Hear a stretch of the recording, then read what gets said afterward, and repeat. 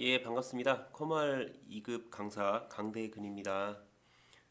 이번 시간에는 여러분들이 커말 2급 시험을 빨리 합격할 수 있는 필기 시험 공부 방법과 이제 필기 기출 문제 풀이를 통해서 떤 식으로 공부를 하시면 쉽게 합격을 하실 수 있는지 이런 내용으로 한번 준비를 해봤습니다.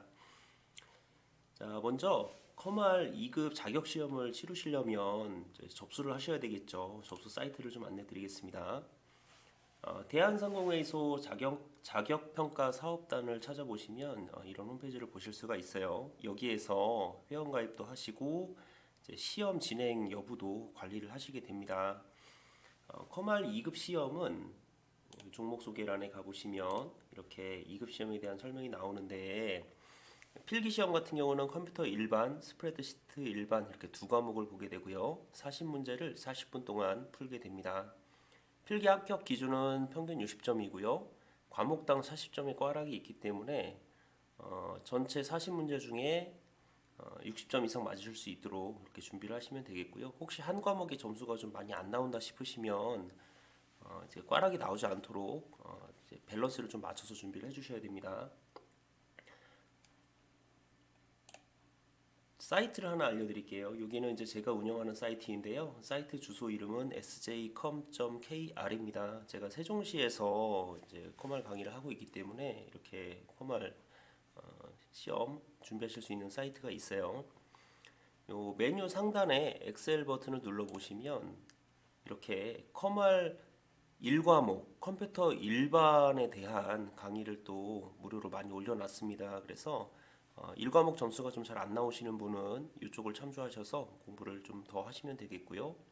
하단에도 이렇게 필기 기출문제 풀이도 최신 기출문제를 풀어놨기 때문에 이것까지 보시면 필기 점수는 충분히 확보가 되실 거라고 생각합니다.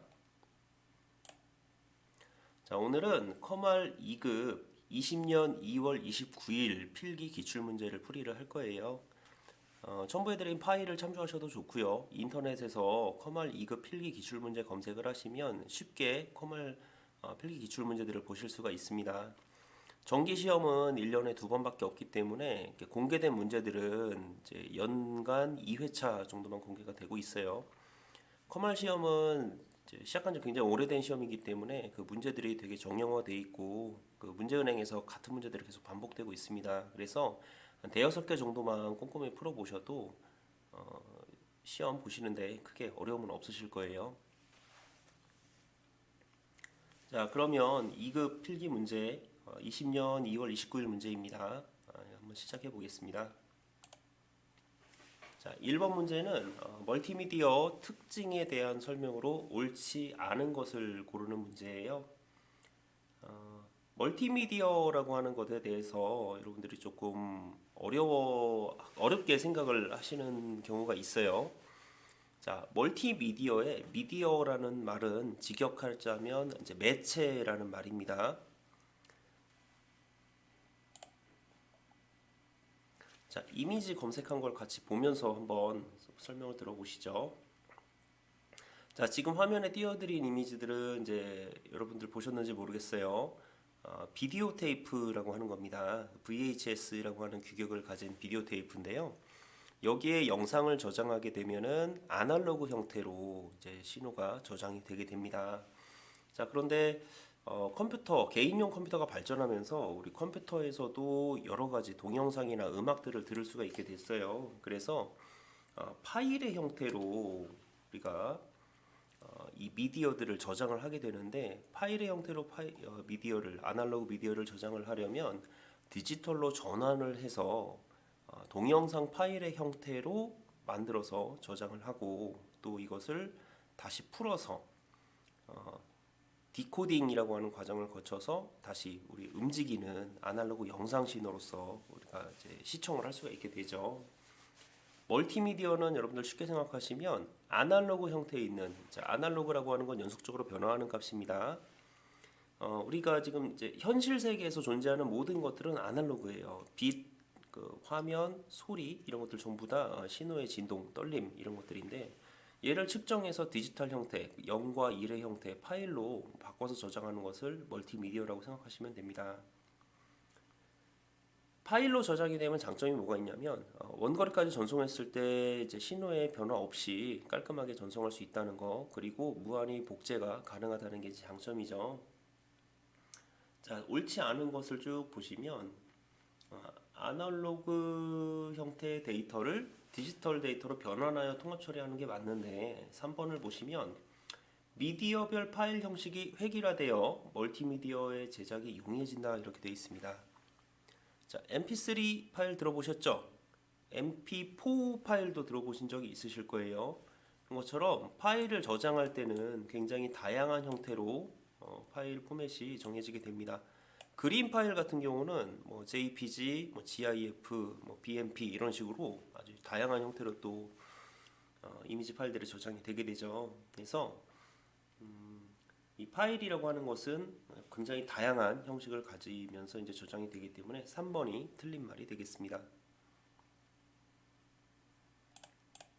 자, 2번 문제는 컴퓨터에서 사용하는 오디오 포맷인 웨이브 파일에 대한 설명으로 옳지 않은 것을 고르는 문제예요.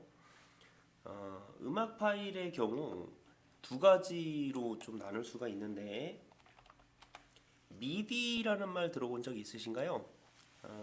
사운드 음악 파일을 딱 기준을 두 개로 나눌 때 미디 파일과 웨이브 파일 이렇게 두 가지 형태로 딱 구분을 할 수가 있어요.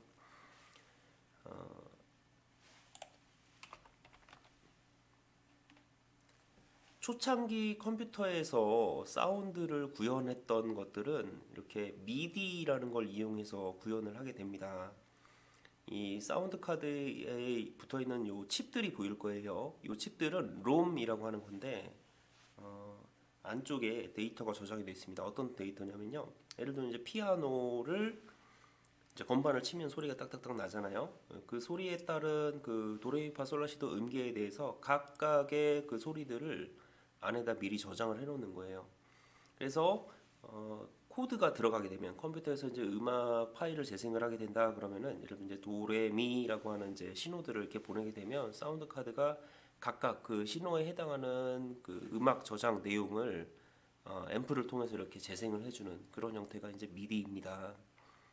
미디 파일 같은 경우는 음악을 저장했을 때 그 용량이 굉장히 작게 되죠. 그리고 음악을 제작하는 사람들은 이 미디라는 장치를 이용해서 음악을 제작을 하게 됩니다. 자, 이제 시간이 흐르면서 이제 최근에 음악을 제작하는 방식들은 이런 것보다는 훨씬 더 이제 그 다양한 방식들을 사용을 하게 되죠.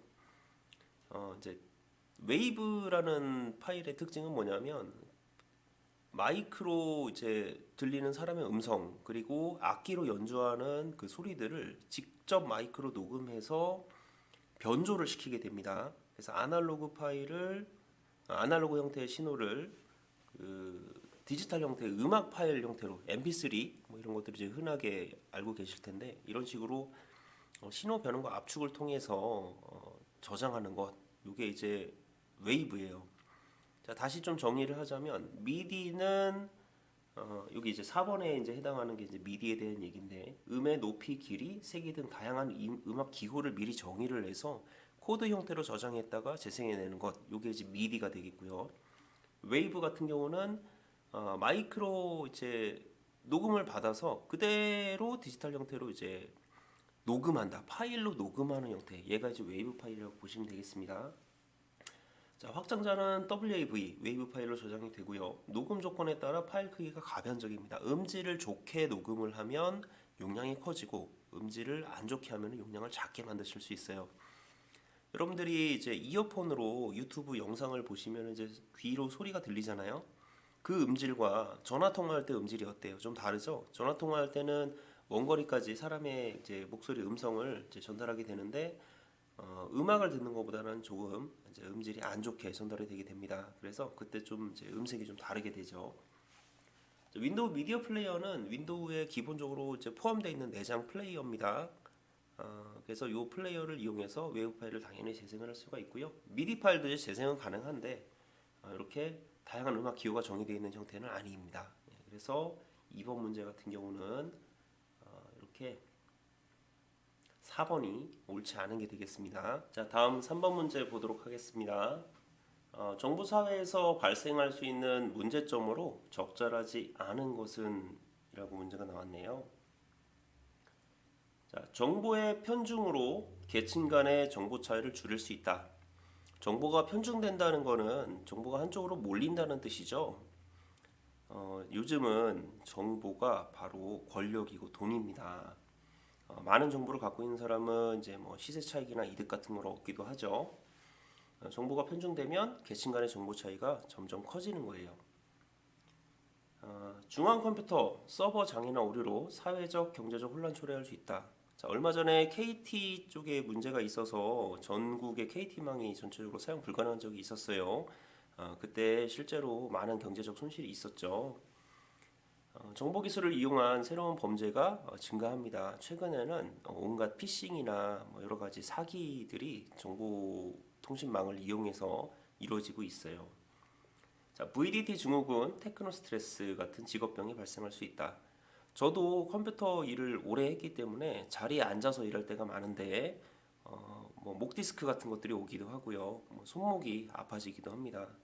그리고 이제 컴퓨터 화면을 오래 보거나 이제 스마트폰 화면을 너무 많이 보면은 이렇게 안구 건조증 같은 것들이 오기도 하니까 여러분들도 너무 컴퓨터와 많이 하는 건 좋지 않은 것 같아요.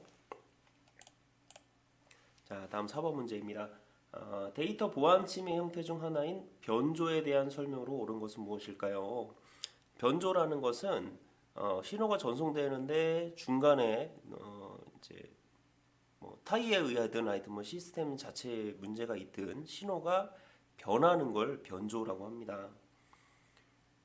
설명으로 옳은 것. 자, 데이터가 정상적으로 전송되는 걸 방해하는 것. 예, 뭐 이런 건 이제 뭐 누화라고 하기도 하고요. 잡음이라고 하기도 합니다. 노이즈. 자, 3번을 보시면 전송된 데이터를 다른 내용으로 바꾸는 것이다. 이게 바로 변조에 대해서 이야기하는 거예요.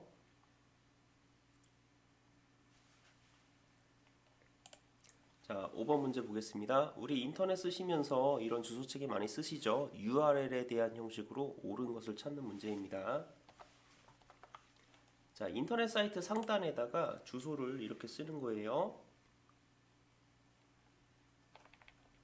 자, www.naver.com 이렇게 이제 써보시게 되면 이 주소창을 클릭했을 때 이렇게 앞쪽에 나오는 HTTP 또는 HTTPS라고 붙는 부분이 있는데 여기가 바로 프로토콜의 종류입니다. 그래서 뭐 FTP라든지 뭐 다양한 프로토콜들을 쓰고 싶을 때 앞쪽에 프로토콜명을 변경하게 돼요. 그 다음에 콜론 슬러시 기호 이후에 들어오는 이 영문 주소가 바로 도메인 주소, 호스트 서버 주소가 되게 됩니다. 다음에 필요한 경우에 이 뒤에다가 콜론 번호를 붙여서 포트 번호를 지정하게 되는데 뭐 이런 식으로 뭐 8080 이렇게 이제 포트 번호를 지정하면 해당 포트를 이용해서 그 사이트에 접속하는 것도 가능해져요. 뭐 네이버 같은 경우는 이런 뭐 다른 포트 번호를 허용하지 않기 때문에 접속이 안 됩니다만 개발자가 이제 이 포트 번호를 열어놓은 경우에 내가 지정한 포트 번호로 접속이 가능해지게 되죠. 다음에 슬러시 기호를 이용해서 세부 경로 그리고 뭐 원하는 파일들을 지정을 할 수가 있게 됩니다. 예를 들면은 여기 같은 경우도 주소 형태를 보면 앞쪽에 프로토콜 이름 그 다음에 여기까지가 도메인명 여기는 이제 포트 번호가 따로 지정되지 않았으니까 기본 HTTP의 포트 번호인 80번이 이제 적용이 됐을 거예요. 그리고 슬러시 기호를 이용해서 뒤쪽에 이제 세부 명령어나 하위 경로 같은 것들이 지정돼서 그 뒤에 나오는 세부 파일들을 지정할 수가 있게 됩니다. 그래서 요 5번 문제에서는 1번이 맞는 형식이 되겠습니다. 6번 문제는 가상 메모리에 대한 설명이에요. 가상 메모리는 컴퓨터의 시스템 메모리가 부족할 때에 하드디스크의 일부 공간을 이용해서 마치 메모리가 더 크게 있는 것처럼 이렇게 인식시켜서 큰 용량의 프로그램을 실행할 때 사용하는 게 바로 가상 메모리입니다. 가상 메모리. 자, 2번 볼게요. 주기억 장치의 크기보다 큰 용량을 필요로 하는 프로그램을 실행할 때 유용하게 사용되는 것. 이게 바로 가상 메모리에 대한 이야기입니다. 자, EEPROM은 일종의 디지털 기기에서 널리 사용되는 비휘발성 메모리다 이렇게 되어 있는데 롬이라는 거예요. 컴퓨터 메인보드나 전자제품에는 롬이 이제 하나씩 들어가게 되는데 여기에는 펌웨어라는 게 저장이 되게 됩니다. 그래서 디지털 기기가 이제 가동되기 위한, 구동되기 위한 기본적인 프로그램들이 이 롬에 저장이 되게 되죠. 3번 같은 경우는 중앙 처리 장치와 주기억 장치 사이에 위치하여 컴퓨터의 처리 속도를 향상시킨다 이렇게 되어 있는데 컴퓨터 CPU와 램 사이에 위치하는 메모리를 이야기하는데 이제 속도가 빠른 메모리가 사용됩니다. 캐시 메모리라고 하는 거예요. 자, 4번 같은 경우는 이제 두 장치 간의 속도 차이를 해결하기 위해 사용되는 임시 저장 공간으로 각 장치 내에 위치한다 이렇게 되어 있는데 이거는 이제 개념적인 이야기입니다. 하드웨어를 지칭하는 건 아니고요. 버퍼라고 부르는 그런 형태의 공간을 뜻하게 됩니다. 그래서 여기서 얘기하는 가상 메모리는 바로 2번이에요. 최근에는 SSD를 많이 사용하고 있기 때문에 가상 메모리를 따로 지정하지 않아도 또 메모리 용량이 충분히 크기 때문에 가동하는데 큰 문제는 없습니다만 일부 프로그램들은 반드시 가상 메모리를 써서 프로그램 구동되게 돼 있기 때문에 가상 메모리 지정 안 하고 쓰다 보면 가끔씩 컴퓨터에 오류가 생기기도 하더라고요. 그래서 딱히 필요는 없더라도 그냥 기본값으로 두고 쓰는 게 오류를 줄이는 방법일 수도 있겠습니다. 자, 7번 문제 볼게요. 자, 다음 중 이기종 단말간 통신과 호환성 등 모든 네트워크상의 원활한 통신을 위해 최소한 네트워크 구조를 제공하는 모델로 네트워크 프로토콜 디자인과 통신을 여러 계층으로 나눠 정의한 통신 규약은 무엇입니까? 이건 이제 정보통신에서 자주 볼 수 있는 그런 명칭입니다. 자, 바로 OSI 7 레이어라고 하는 겁니다. ISO 들어보셨나요? 뭐 광고 같은 거 할 때 보면 ISO 뭐 2001 인증 획득 뭐 이런 식으로 이제 광고를 하는 경우도 있는데요. ISO라고 하는 이제 국제 규격 단체가 있습니다. 거기에서 정의한 네트워크 관련 프로토콜 슈트예요. OSI는 오픈 시스템 인터커넥션이라고 해서 열려져 있는 시스템들, 그러니까 통신을 위해서 이기종, 뭐 동일 기종이든 이기종이든 간에 네트워크를 하기 위한 어떤 그 규칙을 이제 만들 필요가 있었어요. 컴퓨터 네트워크와 인터넷은 전 세계적으로 공통의 언어를 사용하는 시스템이죠. 뭐 아프리카나 뭐 중국에 간다고 이 인터넷 프로토콜이 바뀌는 건 아니잖아요. 언어가 바뀌는 건 아니죠. 그래서 OSI 7 레이어는 어떤 식으로 정의를 하고 있냐면 네트워크를 하는 장치의 세부 기능들을 이렇게 7개 계층으로 나눠서 정의를 한 거예요. 1계층 쪽은 물리적 계층으로 이제 컴퓨터를 통해서 실제 신호가 나가는 부분을 담당하고 2계층, 3계층 이렇게 쭉 올라가면서 각종 프로토콜들을 이제 계층별로 정리를 해놨습니다. 그래서 신호가 이제 변화가 돼서 맨 위에 7계층에서는 이제 어플리케이션 레이어가 존재를 하게 되는데 어플리케이션 레이어는 이제 어플, 그러니까 응용 프로그램이죠. 우리 사용자들이 바라보는 딴에서 어떤 식으로 보여질 것인가, 요걸 이제 정의한 부분까지 올라오면서 신호가 변하게 됩니다. 이런 형태의 이제 규칙을 OSI 7계층, OSI 7 레이어라고 부르는 거예요. 그래서 네트워크 프로토콜과 관련해서 이제 규약한 것은 여기에서 봤을 때는 이제 OSI 7 레이어가 됩니다. 3번에 있는 TCP/IP라고 하는 것은 인터넷을 하기 위한 프로토콜입니다. 그래서 이것과 헷갈리지 않도록 주의하세요.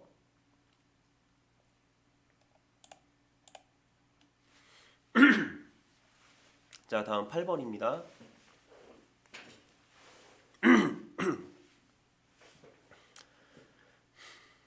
자, 다음 8번입니다. 다음 중 인트라넷에 관한 설명으로 옳은 것은 무엇입니까? 자, 인터넷은 많이 들어봤는데 인트라넷은 좀 생소하시죠?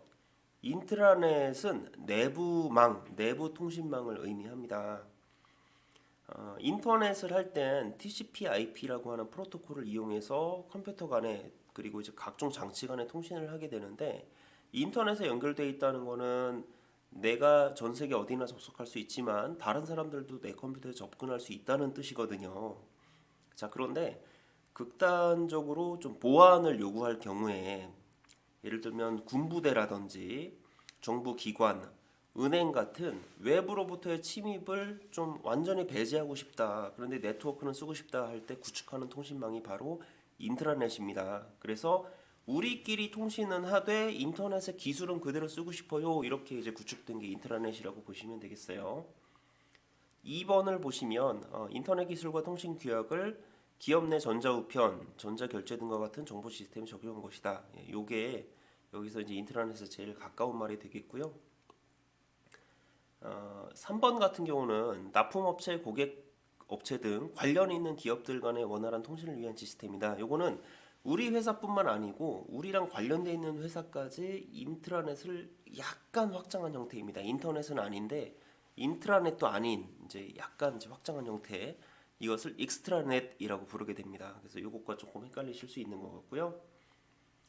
네, 뭐 다른 것들은 뭐 인터넷에 대한 이야기들인 것 같아요. 예, 그럼 다음 문제 또 넘어가 보겠습니다. 9번 문제예요. 다음 중 인터넷 전자우편에 대한 설명으로 옳지 않은 것은 이메일을 이야기하는 거죠. 이메일 한 사람이 동시에 여러 사람에게 전자우편을 보낼 수 있다. 자, 받는 사람 쪽에 여러 주소를 써놓으시게 되면 동시에 여러 사람에게 전송이 가능하죠. 자, 이번에는 9번 문제 보겠습니다. 인터넷 전자우편에 관한 설명으로 옳지 않은 것을 고르는 문제예요.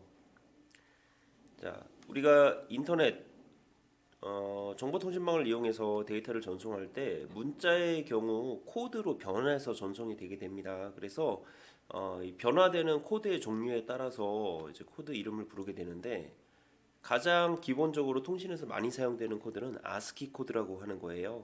아메리칸 스탠다드 코드인데 7비트로 이루어져 있습니다.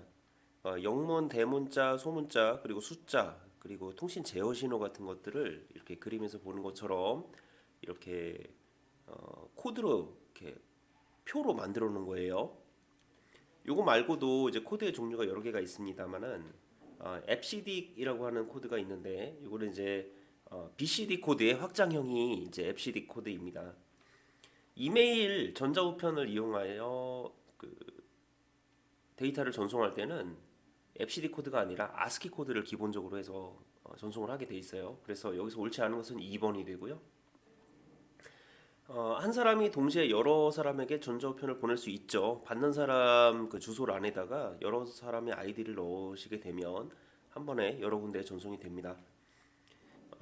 많이 쓰는 프로토콜이 SMTP, POP3, MIME 이런 것들이에요. 여러분들이 나중에 실무에 가시게 되면 이메일로 업무를 많이 하시게 될 텐데 그때는 아웃룩이라고 하는 프로그램을 쓰게 됩니다. 거기에다가 이메일 계정을 이제 연결해서 어떤 프로토콜을 쓰고 어떤 메일 서버를 쓸 것인지 이런 것들을 설정하게 되는데 거기서 사용하는 프로토콜들이 바로 이런 것들이에요. SMTP는 이제 심플 메일 트랜스퍼 프로토콜이라고 해서 주로 이메일을 전송할 때 쓰게 되고요. POP3나 MIME는 이메일을 수신할 때 쓰게 됩니다. 예, 전자우편 주소는 자기 아이디 그리고 우리가 골뱅이라고 그러죠. @기호 뒤에 뭐 사이트 주소, 뭐뭐컴 이런 것들이 들어가게 됩니다. 예, 9번 문제는 전자우편에 대한 문제였습니다. 자, 10번. 컴퓨터 운영 체제의 주요 기능으로 옳지 않은 것은 무엇일까요? 운영 체제는 우리 윈도우 그리고 리눅스, 안드로이드, iOS 이런 것들이 운영 체제예요. 그래서 컴퓨터 하드웨어에 우리 사용자가 알 수 있는 형태로 이제 명령을 내리면 그것을 그 컴퓨터 언어로 번역해서 하드웨어에다가 명령을 내리게 되는 그런 기능들도 하고요. 그다음에 컴퓨터가 쉬지 않고 계속 일할 수 있도록 이제 프로세스, 그러니까 작업을 프로세스라고 하는데 프로세스를 이렇게 쭉 스케줄링을 하게 됩니다. 그래서 일정을 짜가지고 순차적으로 쭉 이제 작업이 이루어지도록 이렇게 하는 역할들도 운영 체제가 하는 일이에요. 자, 주요 기능으로 옳지 않은 것입니다. 자원의 효율적인 관리를 위해 자원의 스케줄링을 제공한다. 여기서 자원이라고 하는 것은 컴퓨터 하드웨어의 모든 것이라고 보시면 됩니다. 하드디스크 저장 공간도 자원이고요. 그 다음에 메모리도 자원이고 CPU 계산하는 능력도 자원이에요. 그래서 메모리를 어떻게 효율적으로 쓸까? CPU가 어떻게 하면은 순차적으로 그 지연 현상 없이 계속 일할 수 있을까? 이런 것들을 이야기합니다. 시스템과 사용자 간의 편리한 인터페이스를 제공합니다. 우리가 지금 보고 있는 윈도우 화면 이런 것들이 인터페이스죠. 안드로이드 화면, iOS 화면 이런 것들도 전부 다 인터페이스입니다. 자, 데이터 및 자원 공유 기능을 제공한다. 그렇죠. 자, 시스템을 실시간으로 감시하여 바이러스 침입을 방지하는 기능을 제공한다. 이것은 바이러스 백신에 대한 이야기죠. 바이러스 백신은 유틸리티에 들어갑니다. 그래서 응용 프로그램에 속하게 돼요. 운영체제는 시스템 소프트웨어로 바이러스의 침입을 방지하는 기능을 제공하진 않습니다. 자, 그러면 이제 윈도우에 보면 윈도우 디펜더 같은 바이러스 제거 프로그램 윈도우에 포함된 거 아닌가요? 이렇게 이제 얘기할 수 있죠. 윈도우에는 뭐 그거 말고도 다양한 프로그램들이 있습니다. 메모장, 그림판 같은 것들이 글을 쓰게 하고 그림을 그리게 하죠. 이런 것들이 이제 윈도우 패키지에 포함이 되어 있긴 하지만 윈도우 자체 기능이라기보다는 운영체제를 판매하면서 거기에다가 응용 프로그램을 이제 몇 가지 기본적으로 좀 얹어준 거예요. 그래서 응용 프로그램의 범주로 보셔야 합니다. 자, 다음 문제입니다. 자, USB 인터페이스에 대한 설명으로 옳지 않은 것은이에요. 자, USB는 우리가 평소에 많이 사용하죠. 유니버설 시리얼 버스라고 합니다. 범용 인터페이스인데 시리얼이라는 것은 이제 직렬이라는 뜻이에요. 전에 사용하던 포트는 직렬 포트와 병렬 포트가 있었습니다. 자, 그림을 좀 보시죠. 컴퓨터 뒷면에 보면 이렇게 생긴 모양이 있어요. 이제 핀이 9개짜리. 이걸 이제 DB9이라고 하는데, 자, 요게 바로 직렬 포트입니다. 그리고 요 위쪽에는 이제 길쭉하게 생긴 포트, 요게 이제 병렬 포트예요.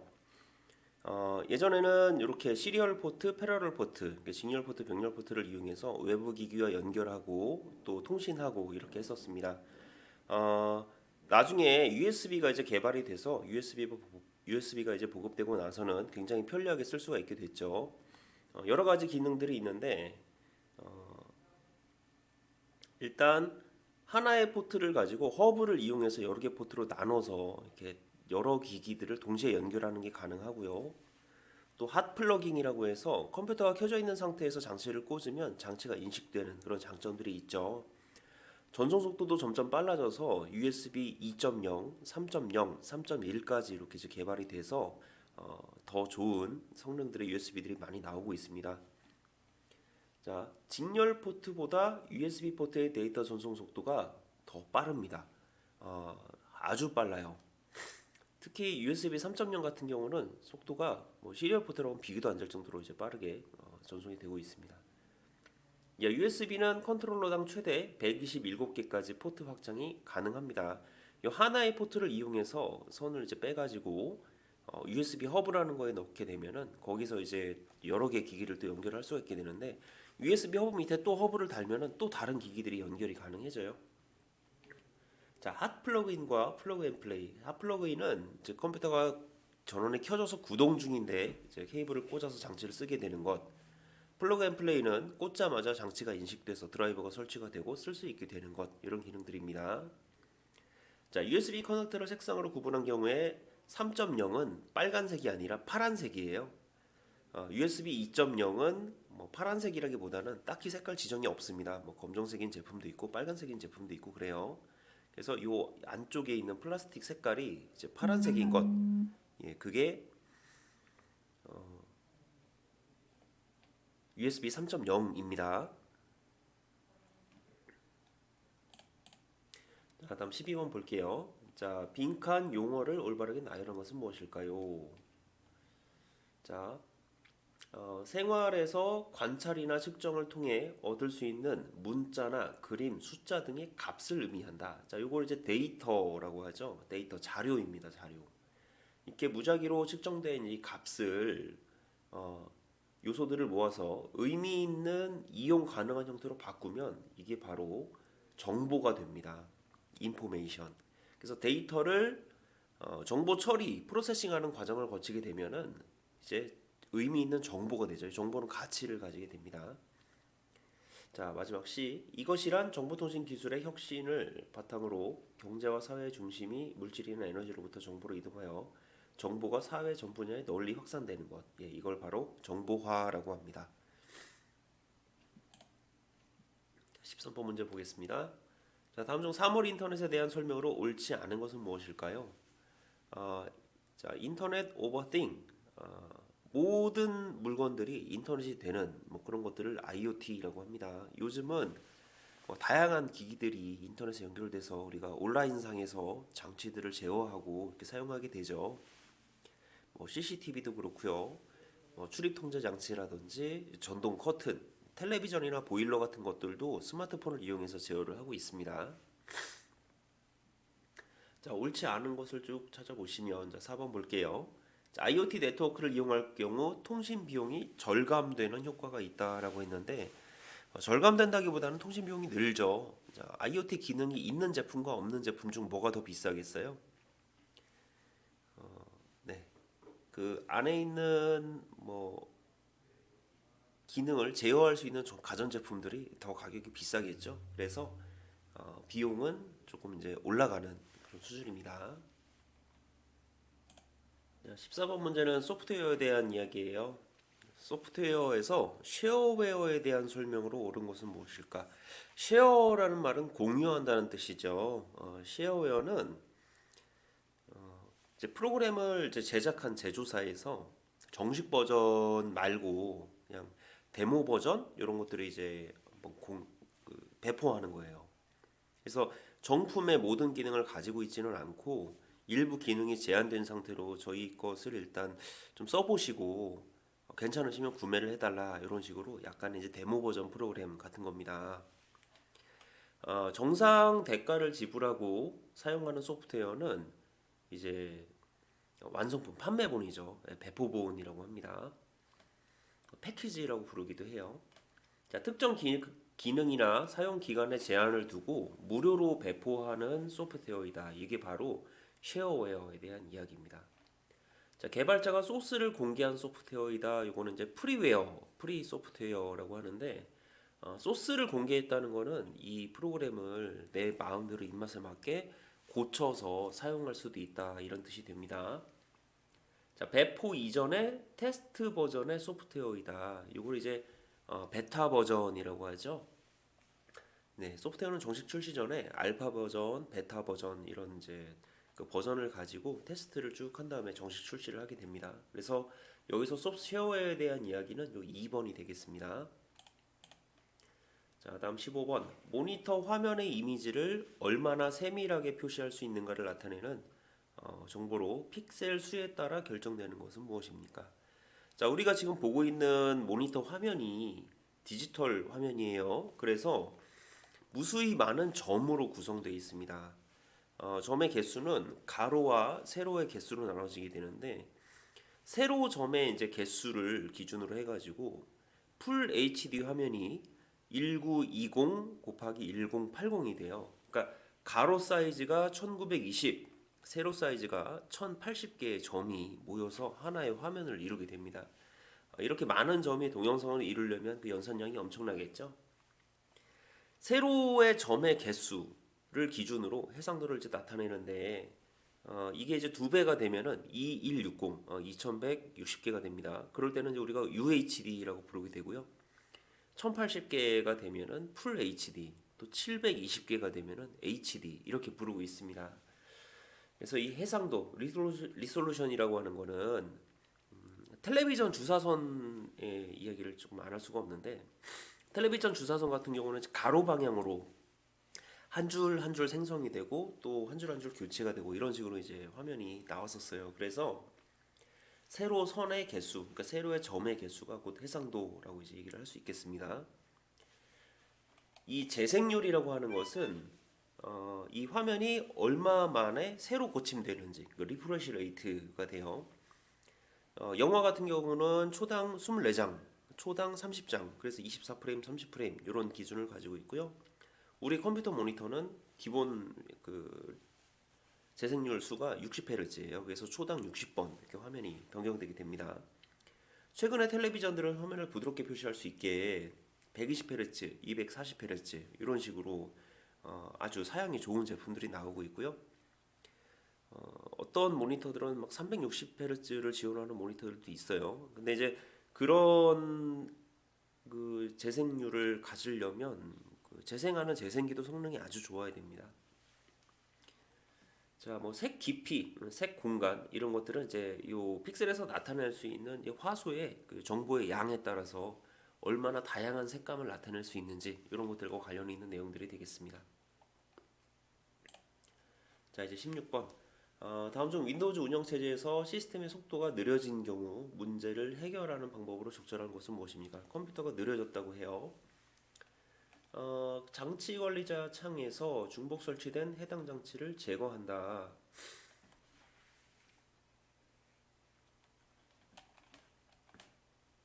장치 관리자 창을 좀 보죠. 장치 관리자는 이런 식으로 이 컴퓨터에 설치되어 있는 하드웨어들이 이렇게 장치 관리자에 나타나지게 돼요. 그래서 이 설치되어 있는 장치의 모델명이라든지 드라이버 버전 같은 것들을 확인할 수가 있고, 이 드라이버가 제대로 설치가 되어 있지 않으면 하드웨어가 제대로 동작하지 않기 때문에 알맞은 하드웨어가 제대로 구성이 되어 있는지 이런 것들도 이제 확인을 하게 됩니다. 물론 하드웨어가 제대로 설치가 안 돼 있어서 제 성능이 안 나오고 있어서 시스템이 느려졌다고 할 수도 있겠는데, 문제에서는 중복 설치된 장치를 제거한다라고 되어 있기 때문에 느려진 경우라고 보기엔 좀 어려울 것 같아요. 자, 두 번째, 드라이브 조각모음 및 최적화를 수행하여 하드디스크 단편화를 제거한다 그랬어요.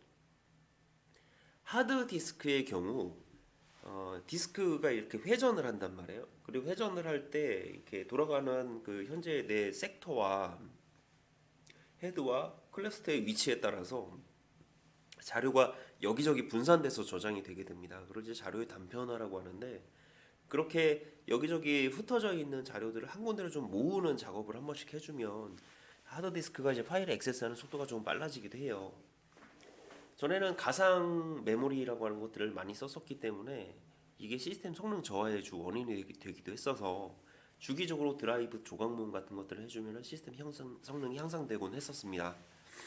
왜 옛날처럼 얘기를 하냐면, 지금은 이제 하드디스크 대신에 다들 SSD를 사용하잖아요. SSD는 디스크 대신에 반도체를 이용해서 이제 자료를 저장하는 거기 때문에 이렇게 디스크 드라이브 조각 모음이 그렇게 크게 체감적으로 성능 향상으로 다가오지 않습니다. 그리고 하드디스크만큼 이제 오래 썼다고 해서 막 컴퓨터 느려지고 이런 느낌이 별로 없거든요. 그렇지만 이 우리 자격 시험은 한 10년 전 정도의 컴퓨터를 기준으로 시험을 이제 문제를 냈다고 생각하시면 될 것 같아요. 그래서 여기서 이제 속도 느려졌을 때 제일 괜찮은 방법으로는 이 디스크 조각 모음이 될 것 같습니다. 작업 관리자 창에서 시스템 속도를 저해하는 윈도우 프로세스를 찾아 작업 끝내기를 실행한다. 네, 이것도 시스템 성능 향상하는데 도움이 될 것 같아요. 예, 4번. 하드디스크 파티션을 재설정한다. 이거는 속도가 느려졌을 때 이거 뭐 하기에는 조금 안 맞는 것 같습니다. 자, 그래서 2번, 3번 둘 다 이제 속도가 느려졌을 때 해결 방법이 될 텐데, 여기서 봤을 때는 이제 좀 더 체감상 크게 다가오는 것은 2번이 될 것 같아서 2번을 정답으로 했습니다. 자, 다음 17번. 윈도우즈 방화벽 기능에 대한 설명으로 옳지 않은 것이에요. 자, 방화벽이라고 하는 거는 보안 프로그램입니다. 장치, 네트워크 하드웨어로서 방화벽도 있어요. 그런데 윈도우 안에 이제 포함된 방화벽이라는 기능이 있습니다.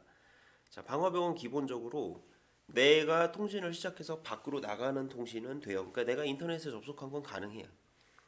근데 외부로부터 나한테 침입하는 거, 나한테 접속하는 거, 이걸 막아주는 게 기본적으로 방화벽의 기능이에요. 특히 내가 어떤 지정한 포트나 서비스 단위로 이 기능을 막고 차단하고 또 풀어주고 이렇게 이제 세팅하는 게 방화벽의 역할이고 또 작동 방법입니다.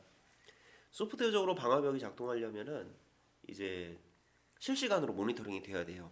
외부에서 내 네트워크로 이제 접속하는 것, 그리고 내가 밖으로 나가는 거에 대해서 어떤 이제 보안 규칙 같은 것들을 설정해서 거기에 해당하지 않으면은 차단해주는 그런 기능이 필요합니다. 자, 여기서 옳지 않은 것을 보면 통신을 허용할 프로그램 및 기능 설정한다. 예, 요게 이제 방화벽 세팅하는 방법이고요. 네트워크 및 인터넷 사용과 관련된 문제 해결 방법을 제공한다. 네, 어쩌면 이제 뭐 예를 들면 카카오톡 메신저가 안 된다. 메신저가 사용하는 특정 포트를 막아놔서 그럴 수 있습니다. 그런 것들을 확인할 수 있고요. 바이러스 감염을 인지하는 알림, 요거는 백신하고 관련이 있는 겁니다. 방화벽하고는 관련이 없는 것 같아요. 그래서 여기서는 이제 3번이 옳지 않은 게 되겠습니다. 18번. 자, 다음 중 윈도우즈의 사용자 계정에 대해 옳지 않은 것은 무엇입니까? 자, 사용자 계정은요. 두 개가 있어요. 우리 제어판을 좀 가보죠. 자, 계정에서 이 계정 유형 변경 버튼을 눌러보면 이렇게 표준 사용자인지 관리자인지 이렇게 이제 선택을 할 수 있는 메뉴가 보여집니다. 설명을 잠깐 보면 표준 사용자는 대부분의 소프트웨어를 사용할 수 있으며 다른 사용자나 이 PC의 보안에 영향을 주지 않는 시스템 설정을 변경할 수 있습니다. 관리자는 완전하게 제어할 수 있습니다. 그러니까 이런 거예요. 표준 사용자는 이 컴퓨터의 자원을 쓸 수 있고 설치되어 있는 프로그램을 쓸 수는 있습니다. 근데 제거하거나 뭐 제어판에서 시스템 설정을 바꾸거나 이런 건 안 되는 거예요. 관리자는 모든 기능을 쓸 수 있고요. 그렇게 생각하시면 됩니다. 자, 옳지 않은 거예요. 3번 보시면 표준 계정 사용자는 컴퓨터 보안에 영향을 주는 설정을 변경할 수 있다. 이걸 이제 변경할 수 없다는 이야기예요. 보안에 영향을 주지 않는 것만 변경할 수 있습니다. 그래서 옳지 않은 거는 3번이 되겠어요. 쉽게 생각하시면 관리자 계정은 다 할 수 있고 표준 계정은 할 수 있는 게 별로 없다. 이 정도만 생각하시면 되겠습니다. 단 자신의 계정에 대한 암호는 변경할 수 있어요. 일반 계정도 자기 거는 변경할 수 있습니다. 다른 사람 거 못하더라도. 자, 19번. 자, 다음 중 윈도우즈에서 파일을 선택한 후에 컨트롤 시프트 키를 누른 상태로 다른 위치로 끌어다 놓으면 어떻게 될까요? 네, 컨트롤 시프트 키를 누르게 되면은 단축 아이콘이 만들어집니다. 자, 한번 해볼게요. 이 폴더에 대해서 자, 이렇게 끌고 갈 때 컨트롤 키 누르면 이제 복사가 되고요. 컨트롤 시프트를 동시에 눌러보면 이렇게 연결 만들기가 떠요. 그래서 단축 아이콘이 이렇게 만들어지게 됩니다. 바탕화면에 그 단축 아이콘이 만들어진 걸 보실 수가 있어요.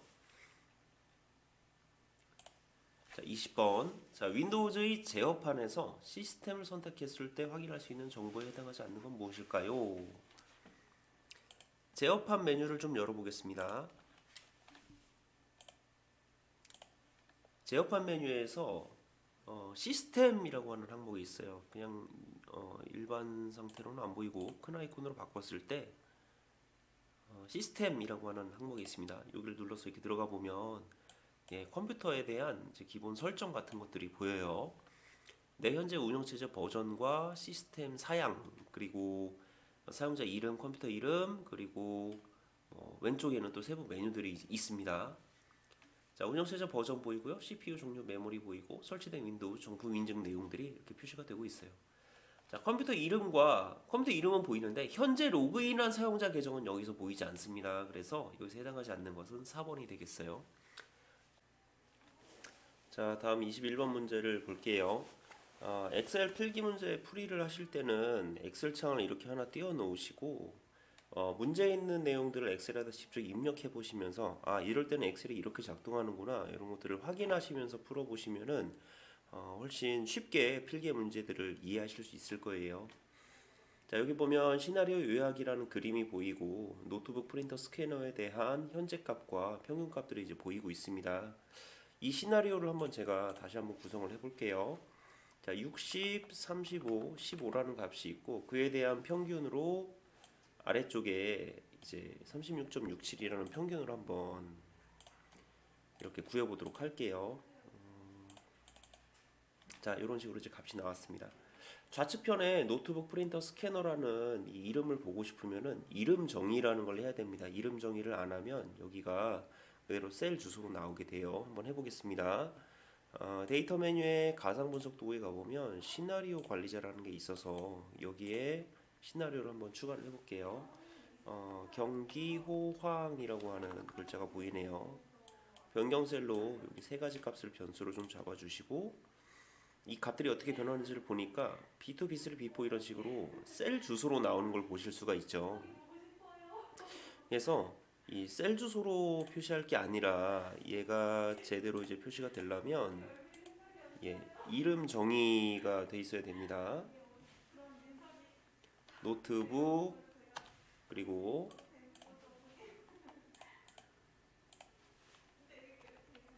프린터 스캐너 그 다음에 결과값 자리에는 평균이라고 이렇게 이름 정의를 할게요. 자, 가상 분석을 다시 해봐서 경기 호황이라는 다시 시나리오 이름을 경기 호황이라는 이름으로 변경셀을 이렇게 세 칸을 잡아줄게요. 이렇게 했더니 노트북 프린터 스캐너라는 항목이 보이죠. 그래서 이 값에다 각각 80, 70, 50이라는 값을 넣게 되면 경기 호황이라는 시나리오가 이렇게 만들어지게 됩니다. 시나리오를 하나 더 추가해 볼게요. 이번에는 경기 불황이라고 만들어 보고요.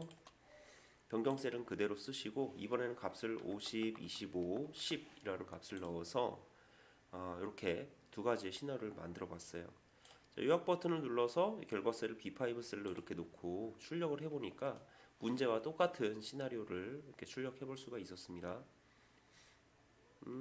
제가 이 값을 틀렸군요. 하나를 수정을 못했네요. 자, 하여튼 옳지 않은 거. 자, 노트북 프린터 스캐너 값의 변화에 따른 평균 값을 이렇게 여러 가지 시나리오에 따라 확인해 볼 수가 있죠. 경기 호황, 불황 시나리오에 대한 시나리오 요약 보고서입니다. 자, 시나리오의 값을 변경하면 해당 변경 내용이 기존 보고서에 자동으로 다시 계산된다. 한번 해볼게요. 여기에서 제가 값을 예를 40으로 변경한다고 해서 이 요약 보고서가 내용이 40으로 변경되지는 않습니다. 그래서 실시간으로 반영되지 않는다. 여기서 옳지 않은 것은 3번이 되겠고요. 시나리오 요약 보고서를 실행하기 전에 변경셀과 결과셀에 대한 이름을 정의하였다. 여기 보시는 것처럼 하나, 둘, 셋 이름 정의가 되어야만 얘가 제대로 출력이 되게 됩니다. 자, 다음 22번 문제에 대해서 보겠습니다. 고급 필터에 대한 조건으로 옳은 것은 무엇입니까? 자, 국사가 80 이상이고 영어가 85 이상 또는 평균이 85 이상일 것. 이렇게 되는 거예요.